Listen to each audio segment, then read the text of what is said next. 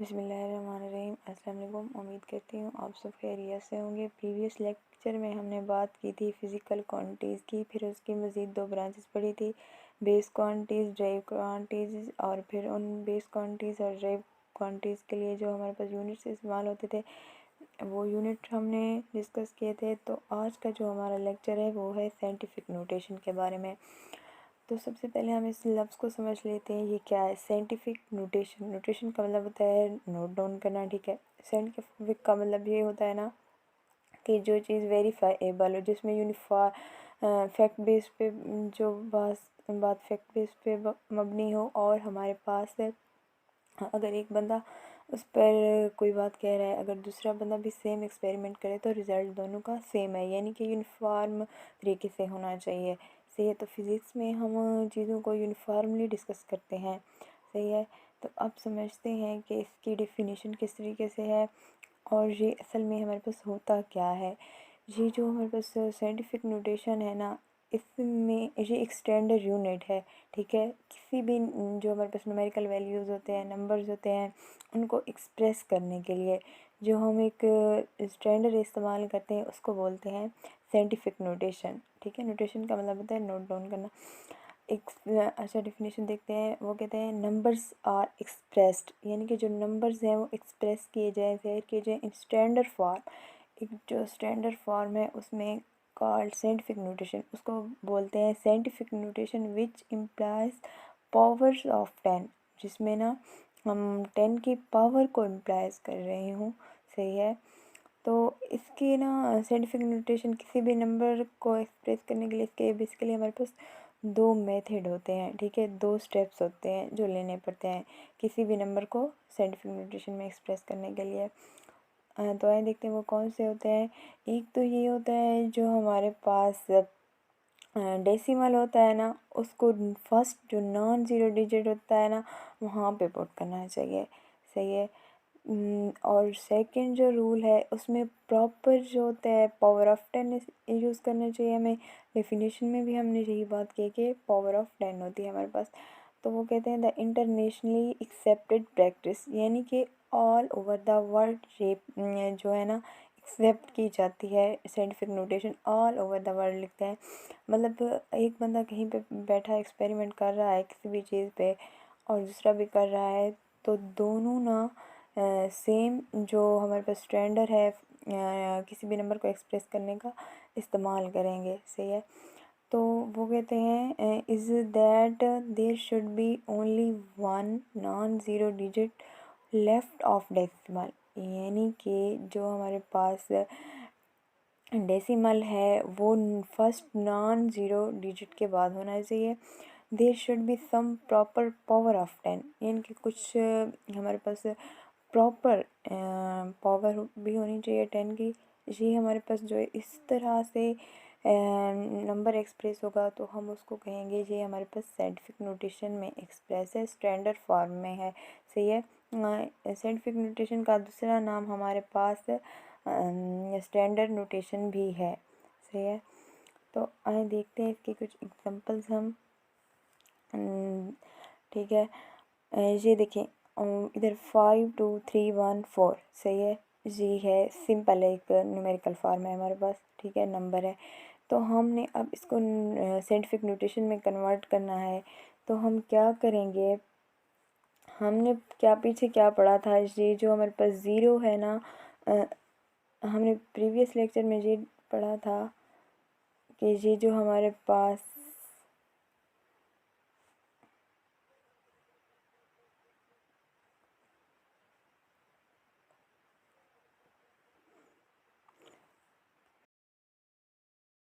इसमें डिस्कस कर लेते हैं एग्जांपल्स के तौर पर, ताकि हमें साइंटिफिक नोटेशन अच्छे से समझ आ जाए। सही है। ये इधर हमारे पास एग्जांपल है 52314। सही है। अब इसको ये सिंपल फॉर्म में है हमारे पास, ऐसे नंबर्स दिए गए हैं क्वेश्चन में। तो अब हमने इसको साइंटिफिक नोटेशन में कन्वर्ट करना है। तो हमने दो रूल्स पहले पढ़े थे, वो क्या थे। ये जो हमारे पास डेसिमल होता है उसको जो नॉन ज़ीरो डिजिट है उस फर्स्ट नॉन ज़ीरो डिजिट है उसके आफ्टर प्लेस होना चाहिए। सही है। तो अब हम देखते हैं यहाँ पे फर्स्ट जो हमारे पास नॉन ज़ीरो डिजिट है वो 5 है पहली एग्जांपल में। सही है। ये देखें ये 5 है। तो अब क्या करेंगे, जो डेसिमल होगा, डेसिमल अमूमन यहाँ होता है किसी भी लफ्ज़ के, किसी भी जो हमारे पास वैल्यू होती है उसके लास्ट में होता है यहाँ पे डेसिमल। तो हम यहाँ से मूव करते हुए उसको जो फर्स्ट नॉन ज़ीरो डिजिट है उस पर ला के खड़ा कर देंगे, यानी कि यहाँ पे आ जाएगा हमारे पास 5 और 2 के दरमियान डेसिमल। तो अब हमने डेसिमल को कितना मूव किया है ये देखें। तो हम क्या लिखेंगे, 5 डेसिमल यानी कि 5 पॉइंट। तो अब हमने पावर भी बनानी है 10 की ना, तो हम यूँ लिख सकते हैं 5.2314। तो अब हमने पावर निकालनी है। ये एक रूल तो पूरा हो गया।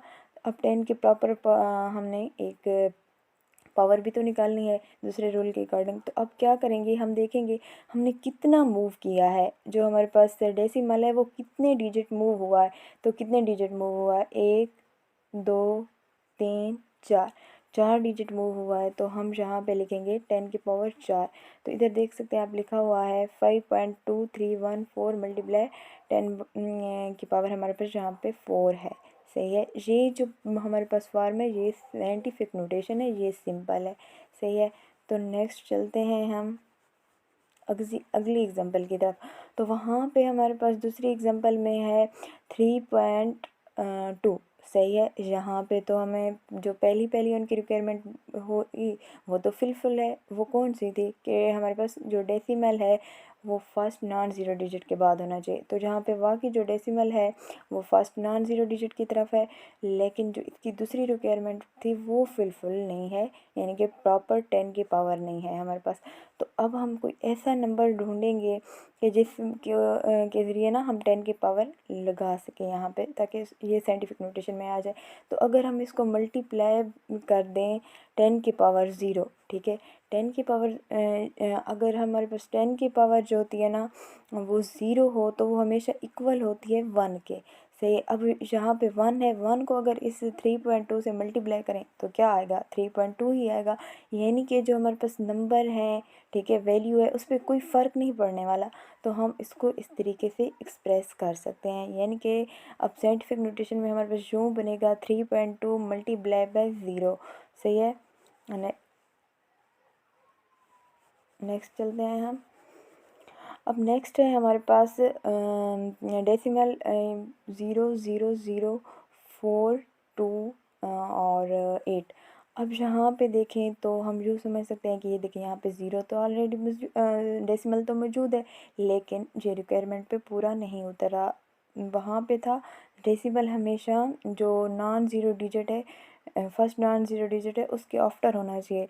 तो अब क्या करेंगे, ये जो डेसिमल है इसको मूव करवाएंगे और ये जो 4 है इसके बाद ले आएंगे यहाँ पे आके, ठीक है, ये जहाँ आगे इसके बीच में 4 और 2 के बीच में। तो अब हमने जो डेसिमल है उसको मूव करवाया है कितने पॉइंट्स, कितने डिजिट्स, 1 2 3 4 और ये 5 डिजिट मूव करवाया है। तो अब हम पावर हमने 10 की अप्रोप्रिएट पावर लिखनी है। तो हम क्या लिखेंगे, यहाँ पे आ जाएगा 4.28। सही है। अब 28 आ गया। अब ये जो है ना ये वहाँ उस पर तो पूरा उतर रहा है जो पहली रिक्वायरमेंट है, लेकिन दूसरी रिक्वायरमेंट फुलफ़िल नहीं है कि प्रॉपर 10 की पावर होनी चाहिए। तो अब 10 की पावर हमने क्या लिखनी है, कितने डिजिट मूव किया, जितने डिजिट मूव करेंगे उतनी लिख देंगे 5। लेकिन मसला ये है वहाँ पे हम मूव क्या करते थे लेफ़्ट की तरफ, ठीक है, जो पहली एग्जांपल है वहाँ पे हमने लेफ़्ट की तरफ मूव किया था इस तरफ।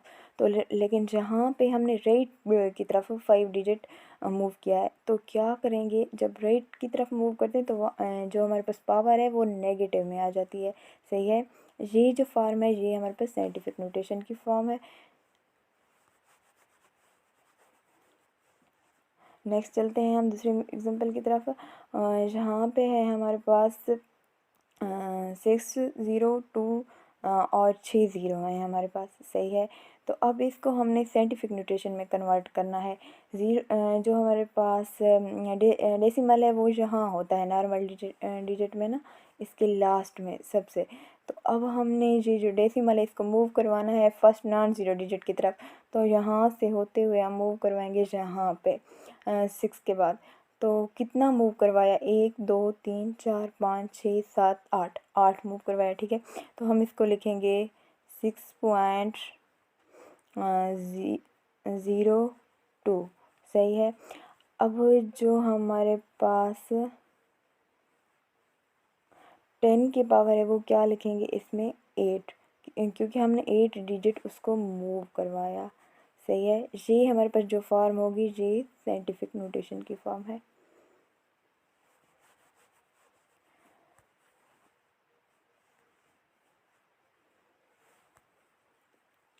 नेक्स्ट चलते हैं, हम कुछ और देख लेते हैं। साइंटिफिक नोटेशन पहला रूल इधर लिखा हुआ है, move the decimal point two the left. अगर मतलब जो डेसिमल पॉइंट है उसको लेफ़्ट मूव करवा रहे हैं, ठीक है, तो पॉजिटिव इंटीजर आएगा। अगर हम राइट मूव करवा रहे हैं तो फिर नेगेटिव इंटीजर आएगा। प्रीवियस स्लाइड में भी हमने ये बात की है। अच्छा, पहला रूल देख लेते हैं, full name of the unit does not begin with a capital letters if even if named after a scientist, for example Newton. वो कहते हैं हमने ना अगर यूनिट का फुल नेम लिखना हो तो तब हम कैपिटल लेटर नहीं लिखेंगे, अगर चाहे साइंसदान जो होते हैं ना उनका नाम भी आ जाए। मिसाल के तौर पर हमारे पास कुछ यूनिट्स ऐसे हैं जिनके ना जो पर्सन थे उन्हीं के नाम पे रखे गए, जैसे न्यूटन हो गया, पास्कल हो गया, जूल हो गया, एम्पेयर हो गया, सही है। इस तरीके से और भी यूनिट्स हैं जो ना उन पर्सन्स के नाम पे रखे गए हैं। अब अगर हम न्यूटन की बात करें, फ़र्ज़ करें हम यूनिट लिख लेते हैं ऐसे, फोर्स का हमारे पास फोर्स है 3 न्यूटन, हम पूरा लिख रहे हैं ना फुल यूनिट। तो अब अगर न्यूटन हम फुल लिख लेते हैं, सही है, फुल नेम लिख लेते हैं, सही है। तो यहाँ पे आके कन्फ्यूजन क्या होगी वो समझिएगा। पॉसिबिलिटी है, समझ सकते हैं 3 न्यूटन्स, यहाँ पे पर्सन की बात हो रही है कि ये जो न्यूटन है ये तो किसी पर्सन का नाम है, सही है, वो 3 है। इस तरीके से इस कन्फ्यूजन को दूर करने के लिए हम क्या लिखते हैं, एन को स्मॉल लिखते हैं, सही है, फर्स्ट रूल के अंदर फुल नेम अगर हम लिख रहे हो यूनिट का। सेकंड रूल देखते हैं, लेकिन एक ऐसा यूनिट भी है आप लोगों ने माइंड में रखना, एक्सेप्शन है यहाँ पे। वो क्या है, उसको हम ना कैपिटल से लिखते हैं, वो है हमारे पास सेल्सियस। अगर हमने टेम्परेचर को रिप्रेजेंट करने के लिए सेल्सियस इस्तेमाल करते हैं तो उसके लिए हम जो सी है ना, अगर फुल नेम हम उसका लिख रहे हो ना यूनिट का, वो भी तो एक यूनिट है टेम्परेचर का, सही है, उसका अगर फुल नेम लिख रही हूँ तो फिर हमने सेल्सियस, ये जो सी है इसको कैपिटल लिखना है, ठीक है। ये हमारे पास एक ऐसा वैध यूनिट है जिसको हम कैपिटल में लिखते होते हैं, ये बात आपने माइंड रखनी है। अगर फुल भी लिख रहे हो, फुल यूनिट का नेम पूरा सेल्सियस भी लिख रहे हो, जस्ट सी ना लिख रही हूँ, तब भी हम इसको सी जो है ना कैपिटल लिखते हैं, ठीक है। बाकी जितने भी हमारे पर यूनिट्स हैं, ठीक है, उनको स्मॉल में लिखते हैं, चाहे वो साइंटिस्ट के नेम पे भी हो। लेकिन ये सेल्सियस भी साइंटिस्ट के नेम पे है, लेकिन ये एक ऐसा वैध यूनिट है जो इसमें ना इस सी को कैपिटल लिखते हैं अगर फुल फॉर्म में भी लिख रहे हों हम। आप लोगों ने ये बात माइंड में रखनी है। अब जो सेकंड रूल है ना वो है हमारे पास, the symbol of unit named after a scientist has initial capital letter such as N for Newton. यानी कि अगर सिंबल इस्तेमाल कर रहे हों यूनिट की और वो हमारे पास साइंटिस्ट का नेम हो तो तब हम जो सिंबल यूज़ करते हैं वो कैपिटल लेटर में होगी, ठीक है। यहाँ पे देखें न्यूटन है, ये साइंटिस्ट का नाम है, ठीक है, और उसके नाम का जो सिंबल लिखेंगे एज अ यूनिट तो तब हम एन लिखेंगे, ठीक है। अब पहले हमने कहा अगर फुल नेम लिखना हो तो जो फर्स्ट वर्ड है ना उसको स्मॉल से रिप्रेजेंट करेंगे, लेकिन अब यहाँ पे कह रहे हैं जो सिंपल है ना वो कैपिटल से रिप्रेजेंट करेंगे, सही है। अब अगर फ़र्ज़ करें हम एन स्मॉल लिख भी देते हैं तो एन स्मॉल जो है ना किसके लिए इस्तेमाल होता है, ये नैनो के लिए इस्तेमाल होता है ना, जो कि हमारे पास प्रीफिक्स है। तो अगर हमने एन के स्मॉल लिखा होगा तो हो सकता है वो समझ ले यहाँ पे नैनो की बात हो रही है, सही है, बजाय इसके वो न्यूटन समझे। तो इसके लिए इस डिफरेंस को क्रिएट करने के लिए हम क्या करते हैं, हम जो है ना सिंबल इस्तेमाल करते हैं वो कैपिटल होती है, सही है। अब इसकी थर्ड पॉइंट उसकी तरफ आते हैं। वो कहते the prefix should be written before the unit without any space. ठीक है, यानी कि जब हम प्रीफिक्स इस्तेमाल करें, प्रीफिक्स कौन से होते हैं हमारे पास? नैनो, पिको, सही है, मैक्रो, मिली, सेंटी, डेसी, किलो, मेगा, सही है, फिमीटो, ये जितने भी आए हैं ना, ये प्रीफिक्स हैं हमारे पास। इनको जब हम लिख रहे हो ना, ठीक है, यूनिट्स से पहले ये लिखे जाते हैं और इनको कोई स्पेस नहीं देनी होती, विदाउट एनी स्पेस हमने लिखना है। सही है, जैसे वो मिसाल के तौर पर हमें दिखा रहे हैं, 1 मल्टीप्लाइड बाय 10⁻³ मीटर है। सही है, अब ये जो 10⁻³ नेगेटिव है, तो अब ये क्या है हमारे पास? इसको हम जो मिली में भी तो लिख सकते हैं ना, मिली क्या है हमारे पास? प्रीफिक्स है। ठीक है, इधर आके हमने लिखा 1 मिलीमीटर, यानी कि m और m के दरमियान हमने स्पेस नहीं दी। सही है, नेक्स्ट हम चलते हैं। नेक्स्ट जो है वो है a combination of base unit is written each with 1 space apart, यानी कि जब हम बेस यूनिट्स का कॉम्बिनेशन लिख रहे हों, बहुत सारे साथ बेस यूनिट आ जाएं, तो हम क्या करेंगे? हम स्पेस देंगे। सी है, वो मिसाल देते हैं न्यूटन मीटर। ठीक है, न्यूटन भी एक हमारे पास बेस यूनिट है और मीटर भी अलग से बेस यूनिट है, लेकिन जब इनको इकट्ठे लिखना पड़ जाए तो हम न्यूटन और मीटर के दरमियान क्या करेंगे? स्पेस देंगे। अच्छा, स्पेस हम क्यों देंगे? क्योंकि हमने पीछे पढ़ा है ना कि अगर जो प्रीफिक्स होगा उसमें स्पेस नहीं देंगे। अब अगर हम इसमें भी स्पेस नहीं देंगे तो हम क्या समझ लेंगे? ये हमारे पास होता है, ये जो है हमारे पास एज आ प्रीफिक्स यूज़ हुआ है। सही है, जैसे समझ लेते हैं, अगर हम देखें n और m लिखते हैं इधर, सही है, तो फिर इसको क्या लेंगे? ये हमारे पास एज आ प्रीफिक्स इस्तेमाल हो रहा है, लेकिन इसमें हमने स्पेस देनी होती है। ठीक है, जो हमारे पास नेक्स्ट रूल है वो है a combination of base unit is written with each other space apart, यानी कि बेस यूनिट जब लिख रहे हूँ, ठीक है, ज़्यादा बेस यूनिट एक साथ लिख रही हूँ, तो तब हमें क्या करना चाहिए? जो दो बेस यूनिट है उनके दरमियान ना स्पेस देनी चाहिए। सही है, अब मिसाल के तौर पर वो कहते हैं न्यूटन मीटर। अब न्यूटन और मीटर, न्यूटन के लिए हम सिंबल जब भी इस्तेमाल करते हैं तो वो कैपिटल N होता है, और मीटर के लिए हम स्मॉल m लिखते हैं, तो इनके दरमियान स्पेस हमें लाजमी देनी चाहिए। सही है, जैसे कि इसमें आप देख रहे हैं। सही है, नेक्स्ट हम चलते हैं, वो कहते हैं compound prefixes are not allowed, यानी कि कंपाउंड प्रीफिक्स यानी कि बहुत ज़्यादा जो प्रीफिक्स है, मल्टीपल प्रीफिक्स, एक वैल्यू में एक से ज़्यादा जब प्रीफिक्स इस्तेमाल हो रही हूँ, वो अलाउ ही नहीं है, हमने नहीं लिखनी होती। अब देखते हैं वो कैसे। यहाँ पे देखें, इसमें आपको नज़र आ रहा होगा, ये जो है ना 1 मैक्रो, सही है, ये आपको नज़र आ रहा होगा। अब क्या है, ये भी मैक्रो 10⁻⁻6 होता है, और सही है, ये क्या होगा फिर? 10⁻⁻6 10⁻⁻6, सही है, तो अब ये 2 बन गई ना, लेकिन हम इसको 12 भी तो है, 6 और 6 12 होता है, यानी कि 10⁻⁻12 हमने इसको लिखना होगा, इस तरह से नहीं लिखना होगा। और उसके लिए हमारे पास यूनिट क्या है? पिको ऑलरेडी हमारे पास मौजूद है, तो फिर बजाय इसके कि हम यूँ लिखते रहें, 2 मैक्रो हमारे पास है, हम 2 मैक्रो के लिए एक पिको इस्तेमाल कर सकते होते हैं, ये हम साइंटिफिक नोटेशन में नहीं इस्तेमाल कर सकते। नेक्स्ट है हमारे पास a number such as 5.0 multiplied by 10⁻⁴ है, यहाँ सेंटीमीटर में be expressed in scientific notation as 5.0 multiplied by 10⁻² metre. अच्छा, ये अब क्या कहना चाह रहे हैं? इसमें जो सेंटी है ना, वो क्या है? 10⁻⁻² होता है सेंटी के अंदर, सही है, और ये जो है हमारे पास वहाँ 10⁻⁴ है, सेंट की जगह पे अगर 10⁻⁻² लिख देते हैं, सही है, और ये जो है 10⁻⁴ है, सही है। अब 10⁻⁴ और 2 है, ये आपस में माइनस हो रही है ना, 4 - 2, तो क्या होगा, 10 की पावर 2 आ जाएगा। इधर इस तरीके से भी इन लोगों ने लिखा है।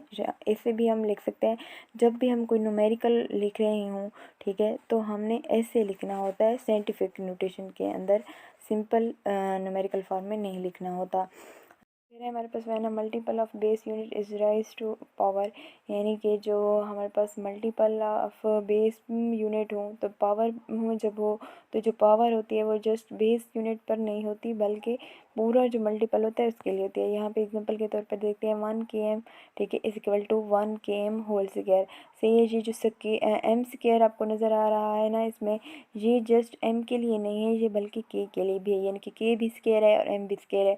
और ये जो के है किलो है, ये हमारे पास 10 की पावर 3 के बराबर होता है, ठीक है, 10 की पावर 3 ऐसे ही है।